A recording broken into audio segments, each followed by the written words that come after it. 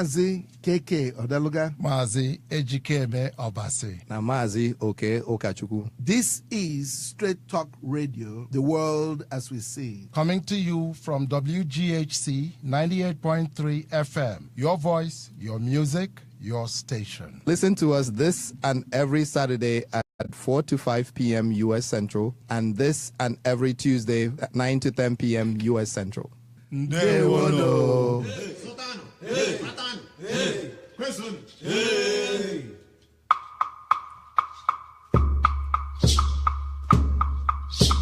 Hello, good evening, and welcome to this episode of our program. This is Straight Talk Radio coming to you from WGHC 98.3 FM, your voice, your music, your station. And we come to you every Tuesday from 9 to 10 p.m. U.S. Central. And today, being the 24th of April, we're going to discuss the news and events as they're going. And like we said the last time, and I'll keep reminding you, today we're going to focus on our global world, still with an Igbo perspective, with an Igbo worldview. This program is sponsored by the Igbo American Heritage Foundation, and this program is a conversation program where we give you our view on the news and events going on, but we also want to hear from you and have you be part of the conversation. If you want to be part of the in-studio conversation, please call us at 773-942-7167. You could also give us your comments live on Facebook. We are live on Facebook at WGHC 98.3 FM page. And if you haven't already downloaded apps that will help you listen, you could download TuneIn Radio app from your Google Store or the WGHC FM 98.3 FM app on your Apple Store. Thanks for listening to us. My name is Mazi Oke Okachuku, and with me in the studio today is Mazi Ejike Obasi. Thank you for joining our program. On Saturday, we talked mostly to the Africans and we focused on Africa, and today we are going to do similar, but instead with a global worldview. So we'll start with news and events that we know of. Yes. Mazi Obasi, any news and events you want to start with? Well, a lot of things are happening. Once again, Syria remains in the news. Yeah. The misery of the ordinary Syrian who has been lost in the shuffle, because all discussions in Syria nowadays tend to concentrate on superpowers and their different spheres of influence. Yep. Again, shout out for the ordinary Syrian. We feel your pain. Yes, Yeah. yes. And if we have any Syrians listening and you want to come to the studio and talk to us, or even want to call in and have a conversation with us and tell us what's going on from your point of view, and help our listeners and our viewers on Facebook Live to understand the complicated things that we see simply from our point of view, we will really, really appreciate that. Once again, the number is 773-942-7167. Talking about things in the news, so Rocket Man has been in the news recently. It seems like Rocket Man, as our dear president called him, it seems like everybody now wants to be on a date with him. Yes. He's been getting he's been passed around from people to people. He first met the North Koreans.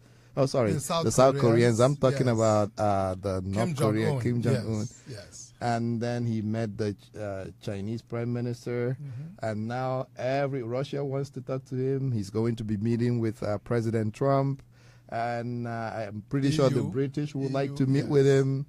I mean, so I guess we'll find out. It seems like he's really, really a hot item, and for somebody who's been isolated for a long time, and the country that's been isolated because of their misbehavior, it seems he's pushing all the right buttons now, or saying all the right things.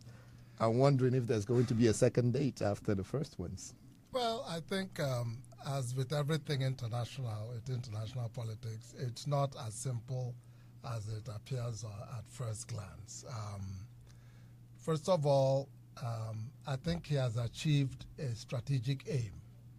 He has That's developed. that's what he said. Well, yes. He said they're done with testing. They have no new use for testing anymore. They've achieved what they're looking for. And in some measure, it is correct. Because as unpopular as what I'm about to say is, the onus is on everybody to protect themselves the best they can. Here in the United States, we have stand our ground. Yes. And every time somebody is shot, whether before or behind, we call it a self-defense. Yes. Even when the guy who is supposed to be attacking is running away, he is shot in the back, and the man who shoots calls it self-defense. Stand your ground is Florida and a few other states in the South. Okay. If you stand your ground in Chicago, you may be in trouble. Well, but if you're in Florida, you would get away with it. And I think what I'm really trying to say is, yes, as unpopular as it may sound to many people, I am not at all. I do understand why the North Koreans are doing what they do.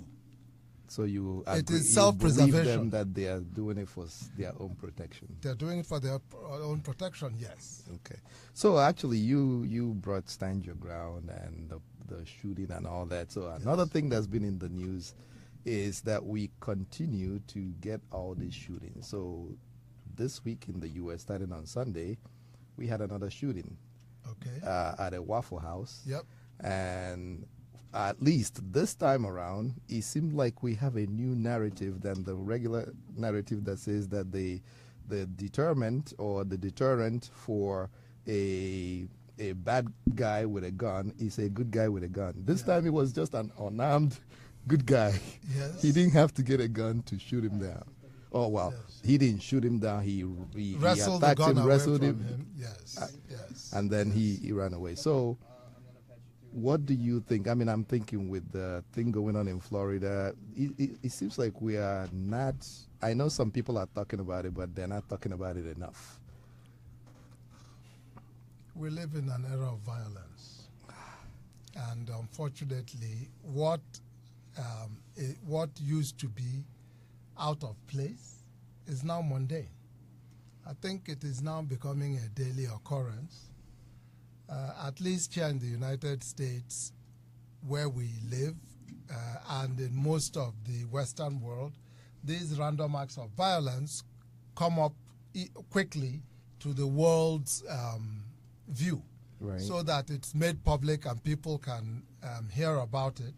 There's a lot of violence happening in the third world that doesn't make the light of day. Right. So talking about third world, I'll go to the first world again, if there was any such thing. So Canada, somebody got in a car and Yes. killed 10 people with a Yes. truck, and we hear about it. But then I'm going to just go into what we're going to dig deeper with today, which is a lot of things are happening in Africa. We on Saturday program we talked about South Sudan. We talked about the violence in South Africa, which is just a riot. Thank God it's not killing people. Yes. But there are a lot of violence in that part of the world. Somali has always been like that. Yemen is acting up with Houthis, yes, not and, just the Saudi Houthis, but Saudi Arabia yes, using their taking a page from the U.S. book and Yes. using drones to drop bombs. Yep. So there's a whole lot of heating up. But then I move closer to West Africa where we live, actually down right into Nigeria, and it's the same song all over again.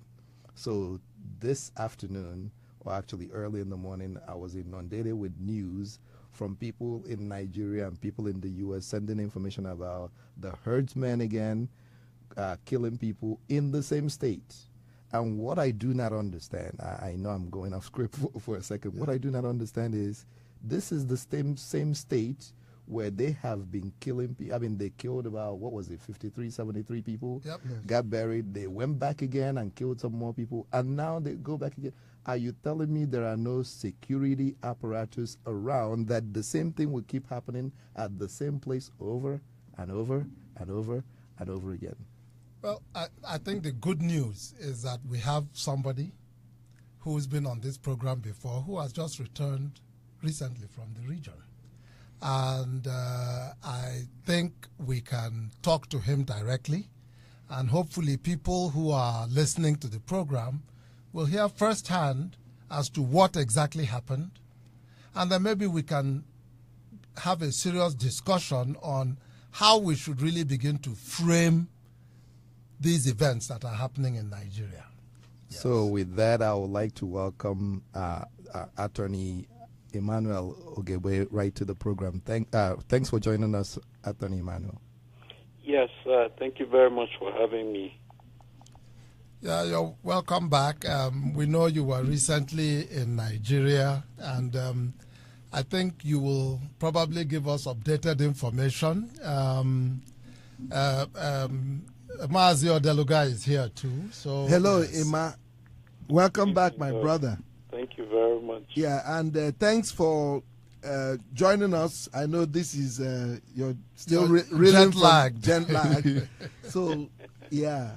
But the seriousness of the matter is that there is a genocide, I believe, that is going on in Nigeria that is still underreported or unacknowledged.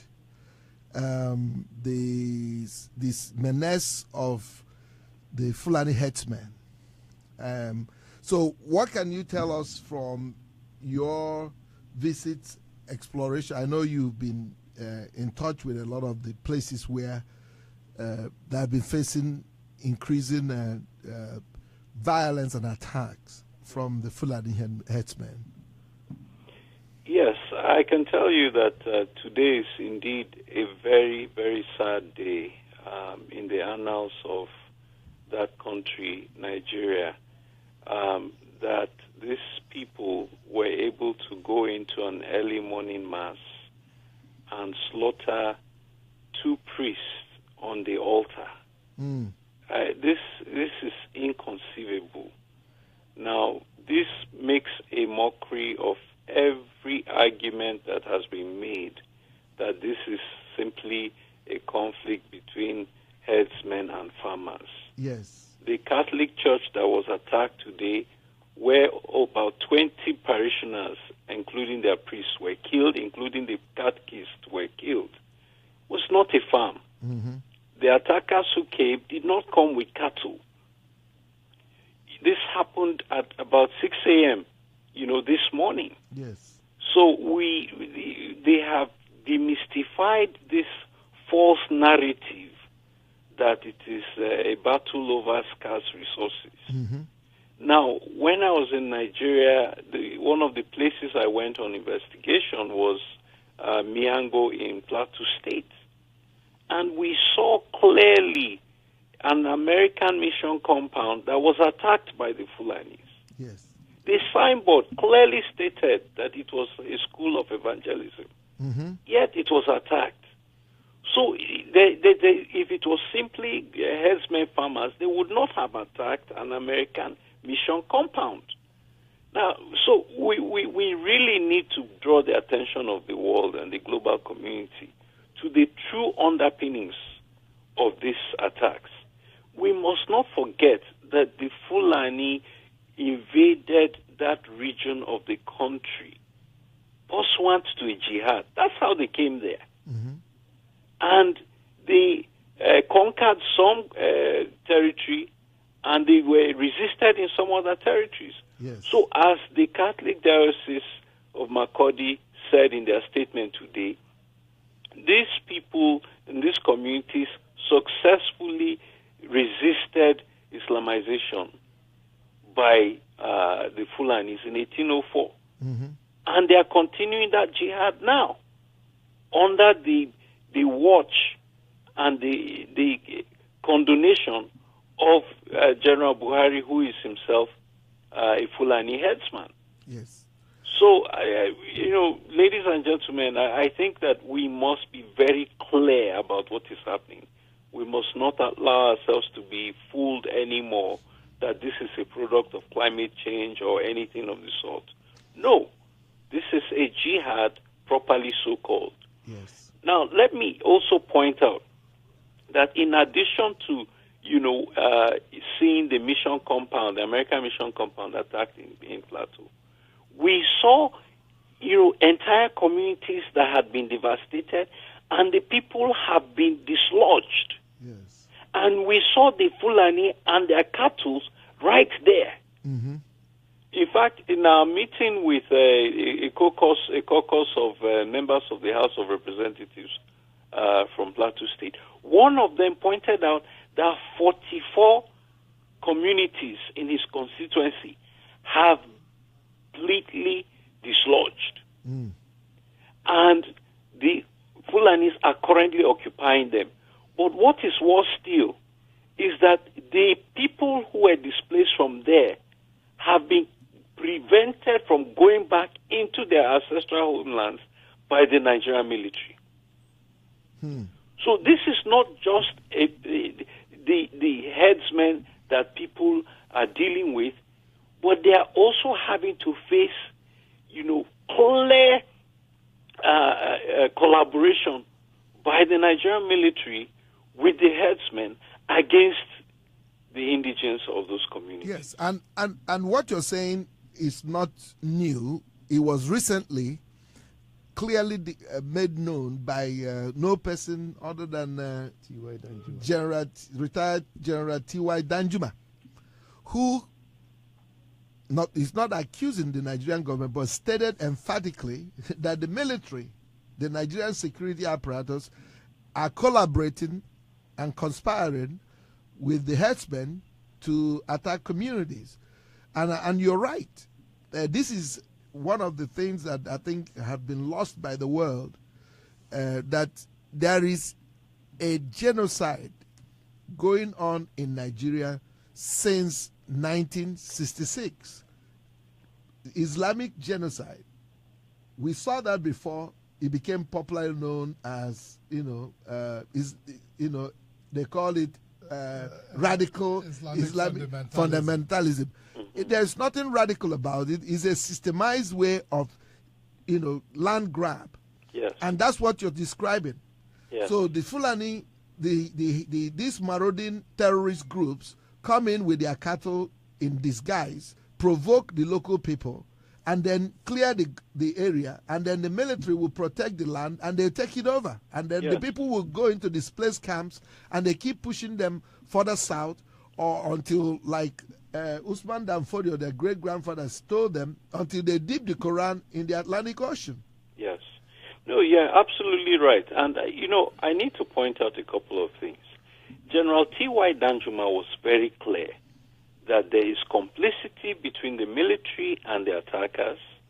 And he went further to say that people must be prepared to defend themselves because no help is coming from anywhere else. Yes. Reverend Father Joseph, who was killed today, had posted on his Facebook profile in January that the Fulanis were there and nobody was coming to their aid, and that they were defenseless in front of the Fulanis. And today, he was killed. My God. So this is a man who had already raised the alarm in public, and no help came. So Emmanuel, there's something that's a little bit confusing to me that maybe you can help me understand. Okay. I think now, for anybody who follows events in Nigeria, it has become, I think two things are clear. First and foremost, this is a well thought out program that is being carried out. It is not happenstance. This is something that is planned and is being executed perfectly. Second issue is that this is a Fulani-based invasion of people and their lands. Now, you look at the population of Nigeria. I think if you cover the Fulanis by themselves, they are a minority. How come they've been able to carry out this agenda and the rest of the country seems helpless? Yeah, that's a very good question, and it goes to their history. As you pointed out, they are very few in number, but they're very systematic in their approach, which is, they attack communities.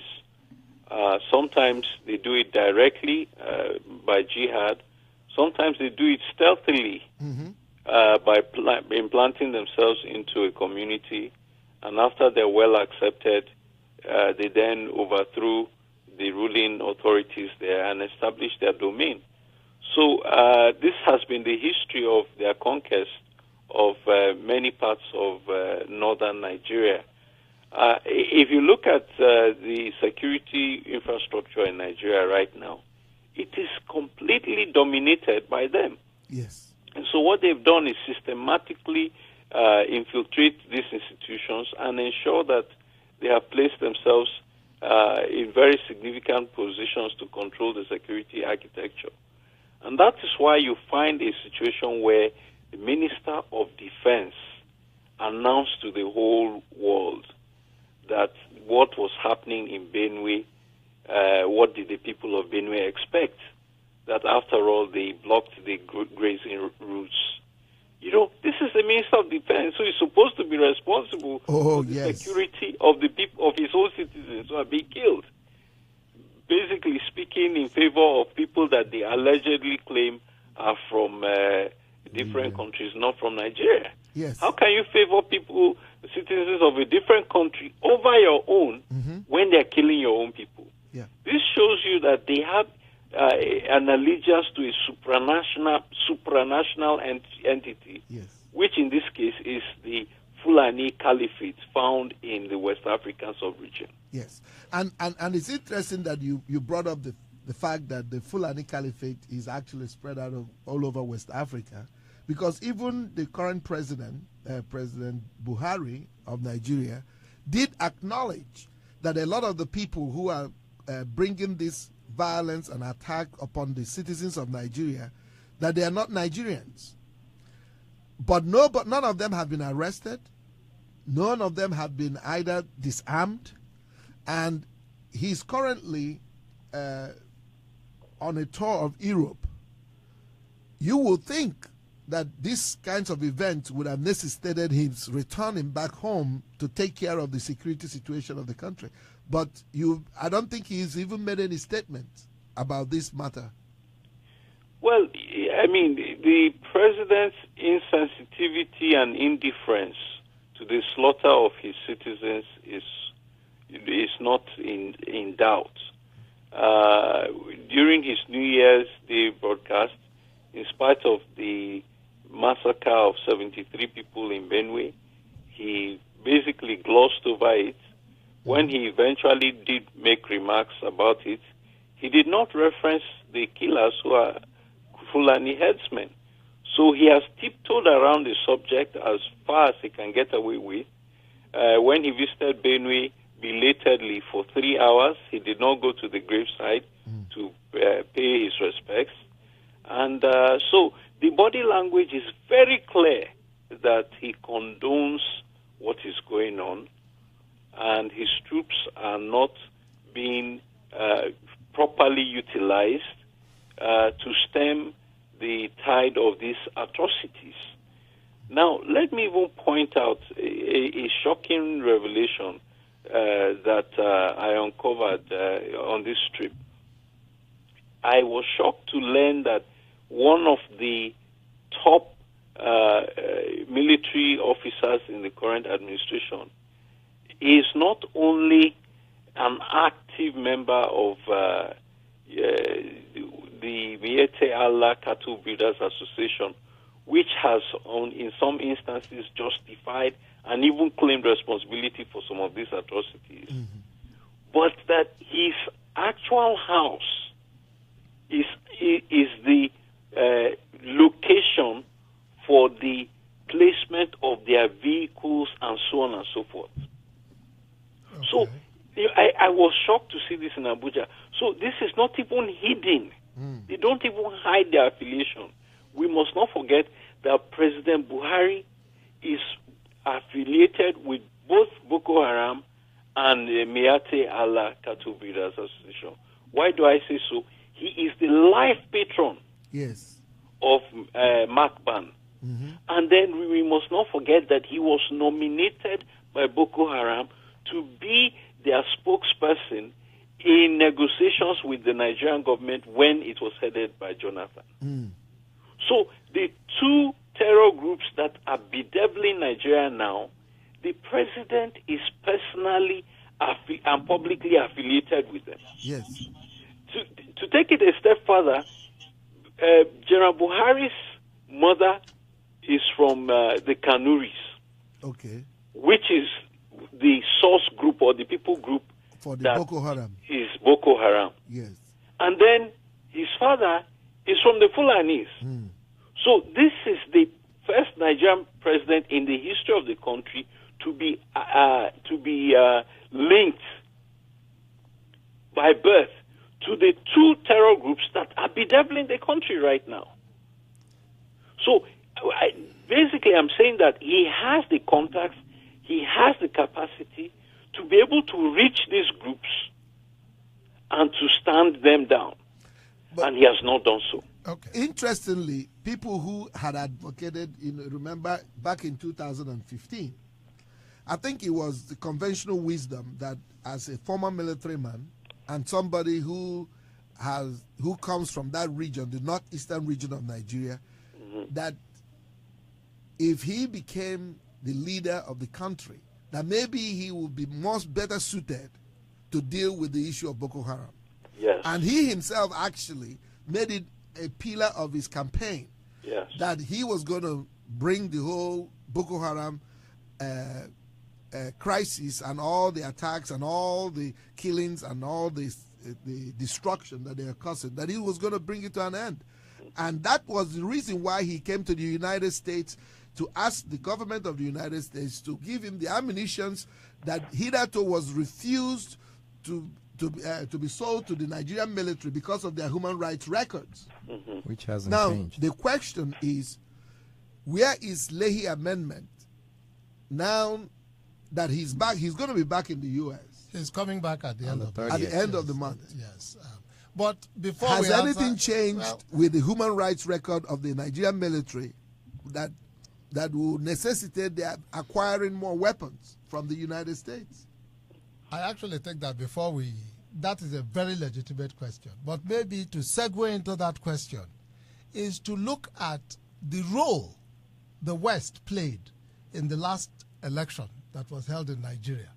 I mean, it is common knowledge that a lot of strings were pulled behind the scene to make sure that this man became the president of Nigeria. And I believe it was on the premise that by making him president, first of all, corruption would be curbed, but more important, I think, to the State Department here in the United States and the British government was the fact that they hoped that by making him president, widespread violence would be averted in Nigeria. And I would posit that the exact opposite has happened. Because now you have installed a man president who has gathered around him all the instruments of waging war, and is now unabashedly waging war on the population of his own country. So I think before we go to the Leahy Amendment, which I think we should really talk about today, the other question is, do these Western governments have a responsibility? After all, it was Colin Powell or Schwarzkopf that said, if you break it, you own it. So I would like you to comment on that. Well, yeah, that's a very good question. The truth of the matter is that the United States favored General Buhari in the last election, and it was an open secret. In fact, I was at the United States Institute for Peace when Buhari came on his first visit to the U.S. Okay. And he publicly acknowledged that, the U.S. was responsible, in effect, for his victory. Yes. He publicly said so. So it's not in doubt. Now, Buhari is now definitely damaged goods. He's an unmitigated disaster. So any right-thinking person would distance themselves from him at this point, which is why we are somewhat perplexed that the first African leader that was invited to the White House would be this individual who has an atrocious human rights record. Let me put it on record that President Buhari has killed more Nigerians now than General Buhari did as a military dictator. The Shiites who he killed in their hundreds is just one indication. Now, last week, in front of my hotel in Abuja, the Shiites were protesting, and one of them was killed. In fact, after we saw the kind of clashes that were going on, I had to relocate from there. Only for yesterday, another Shiite woman reportedly killed. Meanwhile, the Shiites have moved into Abuja they must be in their thousands. Yes, we saw that on YouTube video. Protesting for their leader to be released. Yes. Now, the Shiites have been very peaceful with their protests. And the mistake that Buhari is making is that he doesn't recognize that they are backed by the world's #1 state sponsor of terror, which is Iran. Yes. Iran has been arming these people, but because their theology is less radical than the Sunnis, at least they in haven't Nigeria. deployed those arms against us. Yes. But by the time you begin to mow them down on the streets, you keep their leader in incarceration for 2.5 years in defiance of court orders. As I said in a press conference in Abuja last week, those who make peaceful change impossible make violent change inevitable. Yes. What I saw last week with the Shiites, it terrified me, because I can assure you that Boko Haram will be child's play compared to the Shiites. Yes. The hold that their leader has on them, these people can walk from Kano to Kaduna, men, women, and children, Yes. just for their programs. And like I said, Iran is backing them. Yes. So, as we speak, Boko Haram is not being backed by any country. You can imagine what will happen if a country-backed insurgency begins in Nigeria. So, right now, certainly the West has some culpability in producing Buhari, who was a known autocrat dictator with a checkered, human rights record. Yes. And America actually pushed for him because of this notion that there must be another Muslim president in Nigeria. That's what it boiled down to. That's right. To avoid bloodshed. Because not to avoid bloodshed, but because he threatened. Remember, That's the point. Muhammad Buhari promised and threatened that if he lost that election with Jonathan in 2011, there will be bloodshed. That he will make the place ungovernable. Yes. And sure he did. A lot of young men and women who were youth corpers died in the north. The churches in the north have been decimated, and Yes, villages have been sacked from the beginning. I conducted a fact-finding mission in the wake of the post-election violence, and it was one of the most horrible things that I have seen. Now, the violence occurred in a dozen states, all the 12 Sharia states, so it was not a coincidence.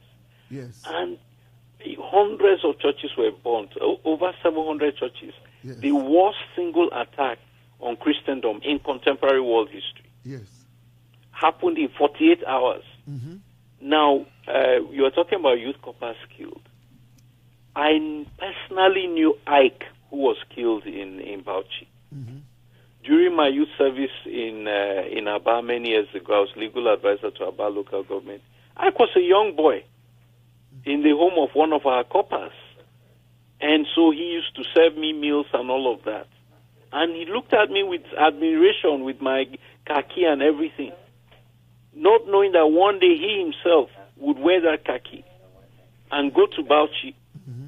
To serve his country. To serve his country. And Ike, like this Reverend Father, had posted on Facebook saying, look, this today I stood for principle. These people almost killed us because they wanted us to read. We refused. Do you know when they came to attack them in their Corpus Lodge, they fled and ran to a police station. A young girl, a young female copper couldn't run as fast as the boys and fell by the wayside. So she decided to just climb a tree since she couldn't make it into the police station. All those who made it to the police station, including Ike, were killed. So I saw the horrors that occurred in 2011. So the police handed them over to the mob. They handed them over to the mob. We saw a lot of cases like that. We saw a lot of cases. In one case, a DPO came to a cluster of churches because in the north they don't give Christians land to build churches. Yes. So if one church has a plot of land, 5 churches will congregate on that same land. Yes. So a DPO came to the place. He told them, he said, I'm here to survey, to see how many people are here so that we can protect you. And as soon as he walked out, the hoodlums came in and attacked and destroyed all the churches. A DPO is a divisional police officer. Police officer. Yes, the local commander. Yes. So when one of the pastors who survived that attack now went and reported the DPO that you came on surveillance not to protect us, but to tip the boys off so that they could come in and wipe us out. And do you know that the highest that happened to that DPO was that he was transferred to another location? Yes. So we saw horrendous stories like that, which is why going towards 2015, we did a lot of assessments and recommendations to avert similar atrocities. And honestly, but for the decision, the statesmanly decision of President Jonathan to step aside, concede the election, and hand over to Buhari, there would have been so much bloodshed in Nigeria. So we now see that despite the peaceful surrender to these people, the bloodshed continues. Unabated. So Unabated. What are we recommending for our listeners? What should we do? And what should the people of good conscience, people of faith, people who love peace, what should we be advocating? One. Well, the very first thing is ordinarily, ideally, the United States government should cancel the visit of General Buhari to Washington. This is a man who has blood on his hands. There's no reason why the red carpet should be rolled out for somebody so ignominious as this. But that having been said, since he's already anticipated and is on his way, the United States government should read him the Riots Act. What listeners need to do is write to the White House and write to their congressmen saying that the president of Nigeria should be held accountable for the lives of his citizens who have been killed by the Nigerian military and the lives of his citizens who are being killed by the Fulani herdsmen. And also, of course, for the lives of, and the whereabouts of Nnamdi Kanu and his father who have been missing since September of last year. Yes. Buhari has so many cases to answer, and the United States must confront him on these issues. Secondly, the Nigeria's funds that are here in the U.S. should be held until the Nigerian government assures and can ensure that justice is done and the killers of the Reverend Father Joseph and Reverend Father Felix, who were killed today, are brought to book, and that satisfactory compensation is paid to the families of victims of these atrocities. So there are several initiatives that need to happen, but people should start by writing to the White House and writing to their congressmen on these issues. Yeah, you're so right, because there is really nobody else to hold him accountable. Not within the Nigerian state, not within the West African state, not within Africa. My question. It would take the international community to actually begin to rein in this terror. Because the Fulani herdsmen we are talking about, remember, they have been identified as responsible for the death of 4 American servicemen in Niger. Yep. So I'm listening to this and I'm in shock, and the horror is too great. I don't even know what to say. But it sounds to me like we are trying to be so nice and handle this with kid gloves. I think what we should be advocating is for Buhari for his flight to take him directly to The Hague. It seems like he has a lot to answer for. This is not, it's not something that it's incidental or something that he ran into. Like T.Y. Danjuma said, the military and the police are in collaboration with these killers, whether they are Boko Haram, which Nigerian military is always moved out before they come in and kidnap the girls, or whether it's the herdsmen who we are talking about, the police coming to do surveillance for before they move in with AK-47. Meanwhile, the police is busy in these locales searching house to house and taking away ammunition and guns that people are using for hunting rifles that people are using for their daily lives. So it's almost like they're disarming this community and allowing these people to move and replace people systematically. So it seems like it's a plan, and the president of Nigeria has not made any effort whatsoever, not with his ministers, not with the defense minister, who's busy telling Nigerians that they are the problem and what do they expect.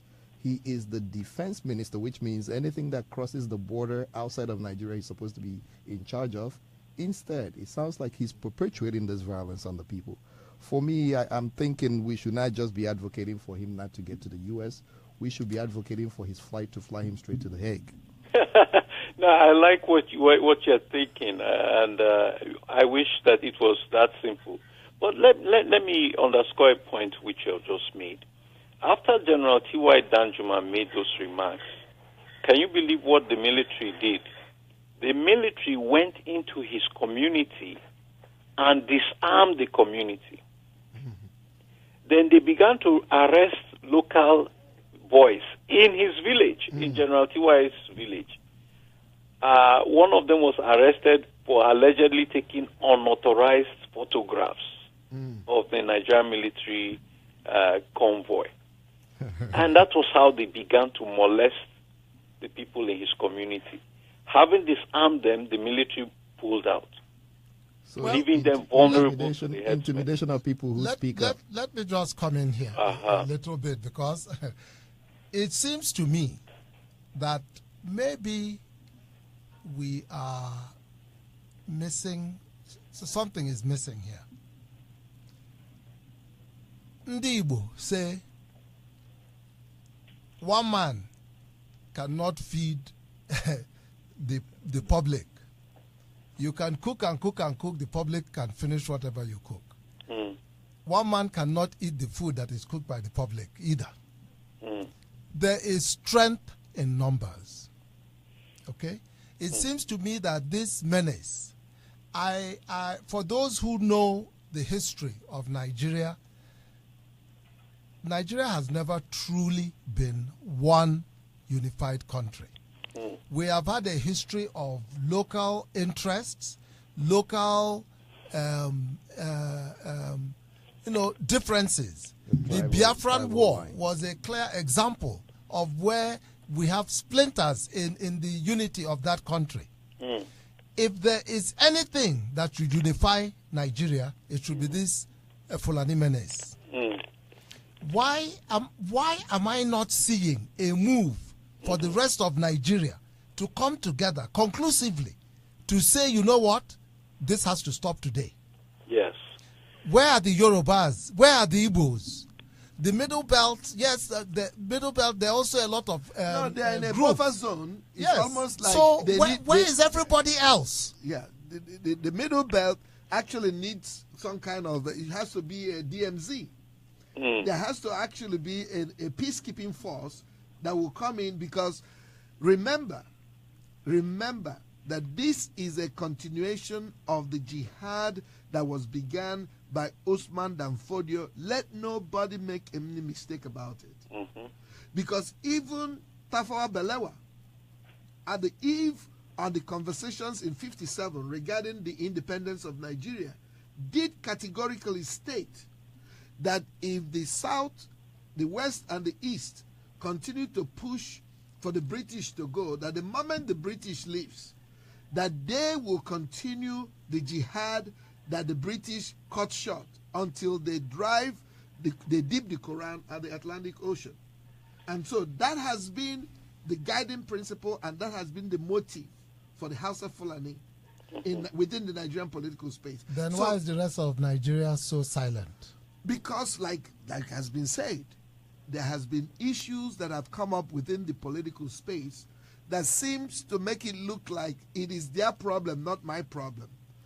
But until people begin to see that this is an assault on their personhood, and I think Danjuma spoke as an elder who could no longer keep quiet when he asked the Nigerian people, wake up, you are being roasted. It's almost like a frog that once jumped into water and was being cooked slowly. It's a slow process of heating up. He never knew when it got so hard to jump out. So a lot of the ethnic groups are struggling and divided among themselves, everybody trying to position themselves for whatever they feel that it is theirs. But we have to be alive. The issue is that the state, as controlled by the House of Fulani from the time of independence, has always been a terrorist group against the people. I mean, you can go back in history. So, but you're right, Mazi Obasi. It is high time that we all wake up. The church has to wake up, especially the Southern Church. So I would like to speak to the churches if they are listening, right? Yes. So Hezekiah left from his exile, from where he was in exile, to go build the border wall. And one of the things he said is, while you have your instrument in one hand, have your weapon in the other. The time has come for the church to have a weapon in one hand and the Bible in the other. For people whose guns are being seized by the police, it's time now that you actually take those plowshares and beat them into swords instead of the other way around. I am afraid that what I'm saying is actually fighting words, but I think it is necessary, because what is going to happen in Nigeria, if this is not checked, or if the government don't do what they're supposed to do and allow the people to actually defend themselves, what's going to happen is we're going to have a failed state in less than a few months. I'm afraid for any other state governments that are listening, for the U.S. Department of State, this you know already, but you're hearing it from some other guy who actually loved the place Nigeria, grew up in it, although I'm not part of it anymore. This is going to be a failed state. Libya is going to be a child's play compared to what, absolutely. But the other part of it, of course, is the Nigerians of the diaspora also have a role to play. Nigerians in the diaspora have a role to play. There are a lot of Nigerians here in the United States. We are positioned in all spheres of activity here in the States. I think it is time to begin to mobilize right-thinking Nigerians. This has to be a movement that stops this Fulani menace once and for all. So I am actually of the opinion that we should start discussing strategy. Strategy to take Nigeria back. Yes. And that is what really needs to be done. Strategy to take Nigeria back. Yes, and certainly one of the things that should happen is if the diaspora can mobilize and protest and picket General Buhari next week when he comes. That will be a very strong sign that his actions are not acceptable and his continuation as president of Nigeria is tabooed. So we need to see the diaspora in the U.S. take that step, the way that the diaspora in the U.K. Protested him last week while he was there. Now, in addition, I did hear you mention the issue of having him flown to The Hague. Now, unfortunately, that can't happen because he currently has immunity. Yes, sovereign immunity and diplomatic immunity. Now, of course, if he's referred by the UN Security Council to the International Criminal Court and a determination is made, then they could use the precedent of al-Bashir of Sudan to actually even indict him. Now, unfortunately, the time when he should have been indicted was after the 2011 post-election violence. Mm-hmm. His fingerprints were all over that. Yes. And because it wasn't done, he got into power and he has some shield. So the only other opportunity to get him easily would be after he leaves power. So you're right. We do need the diaspora.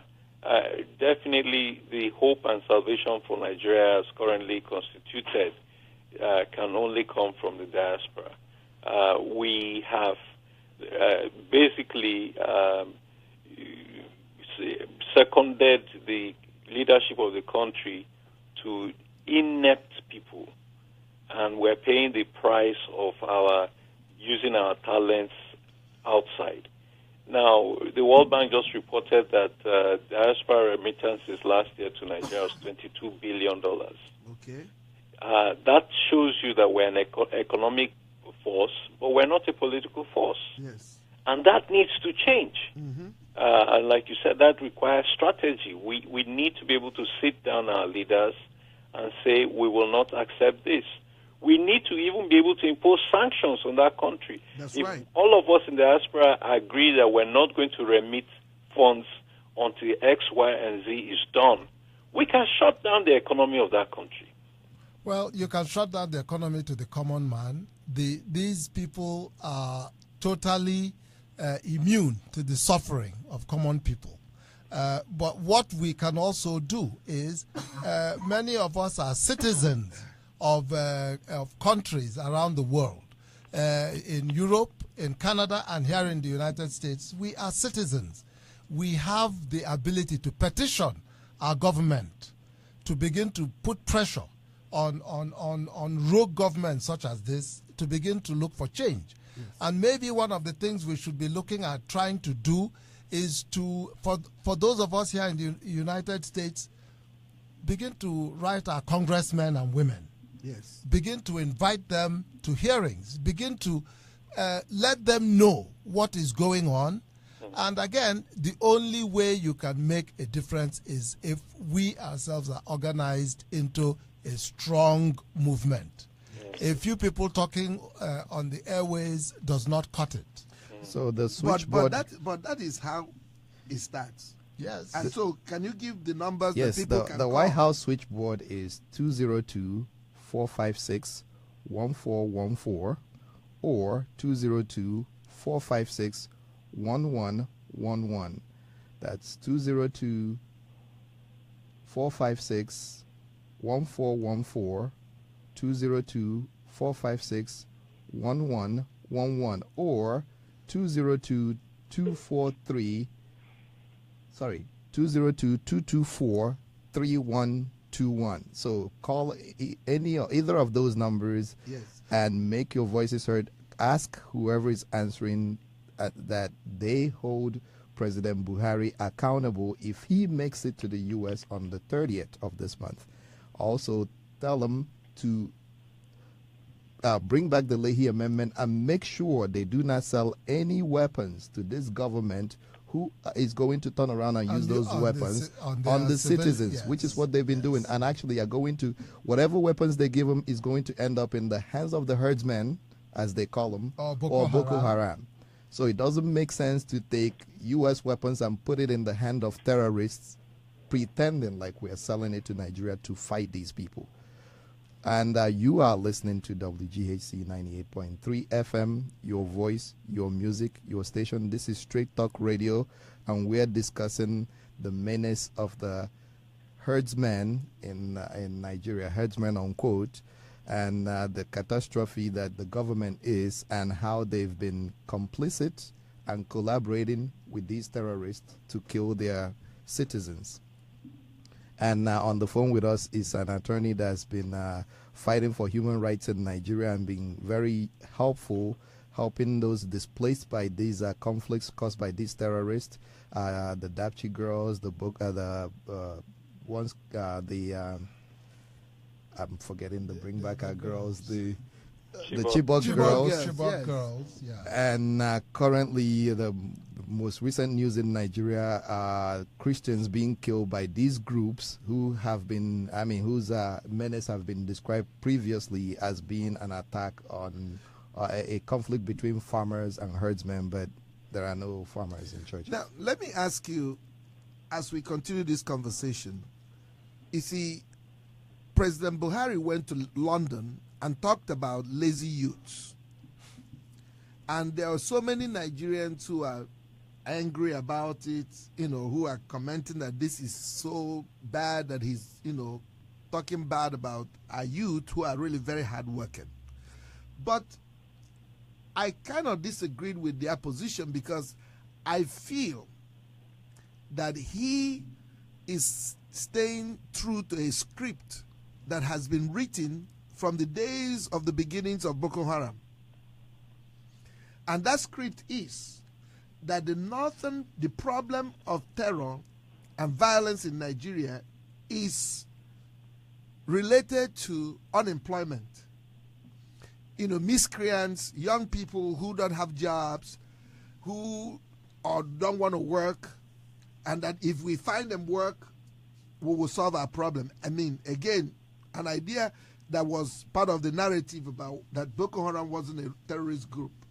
And so that they continue to get Western aid to northern part of Nigeria. That is not true. Because that is the picture that they keep painting. What do you think, Attorney Emmanuel?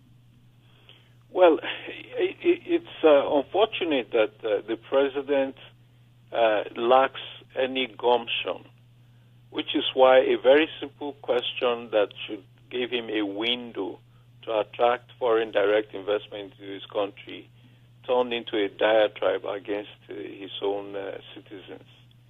If you look at the question and look at the answer, you will realize that the man is daft. He has an inner incapacity to understand and appreciate issues. When you go to Nigeria, you don't see, lazy youth. You see hustlers, Nigerians working hard, trying to make it in a very difficult situation. So if he was trying to feed into a narrative of a neglected Northeast or whatever, he misfired because he didn't create the impression that people were neglected. He created the impression that people were lazy. And that doesn't attract capital. It doesn't. Any investor who listened to that kind of statement would not want to go to a land of lazy people to invest. And it is sad that, while the president was destroying, the nation's image in UK, in Washington here, the Nigerian embassy was hosting a trade and investment event. And all the ministers who were invited were in town but did not show up. Mm-hmm. So the entire diplomatic, strategy of this government is suspect, because it is doing nothing than causing, damage and injury to the country's reputation. Well, unfortunately, our time is it's short, and it's even shorter now that I looked up and see how much time we have left. We are being chased by the clock to wrap it up. And as we wrap it up, I would like to give a shout out to Joroik Onyi, who was listening and actually did share some of his views on Facebook. We will get to that another time. It's a lengthy article, and I will probably take longer to try to respond to it. We will respond to it offline and talk about it the next time. We sincerely thank you, Attorney Emmanuel Ogebe, for always making the time to join us, even when you're jet lagged, to make sure that we could get a good understanding of these issues. We sincerely thank you for making the time with us. Thank you very much. So you have in 1 minute. Could you help us sum up, if you have? How could you package this in just 1 minute? Well, clearly at this time, Nigeria is a failing state, and I think that it is up to us as citizens to reclaim the land and put it back on the right footing. Bishop Desmond Tutu talks about the second liberation of Africa. I think the time has come for the second liberation of Nigeria, and it is up to us. There's no other hope for Nigeria other than us. Thank you, sir. Thank you so much. Mazio Delegate. He said it all.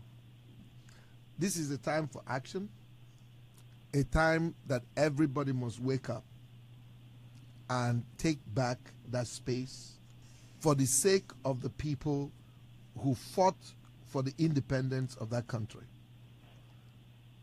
Nigeria belongs to all of us. And so don't let anybody chase you out of your fatherland. In between 67 and 70, there was a brutal war that was fought in Nigeria, the Biafran War. The motto of the Nigerian side was, to keep Nigeria one is a task that must be done. Nigeria is now one. I do not know that participants in that war fought a war so that the Fulani would become lord and master over everybody in Nigeria.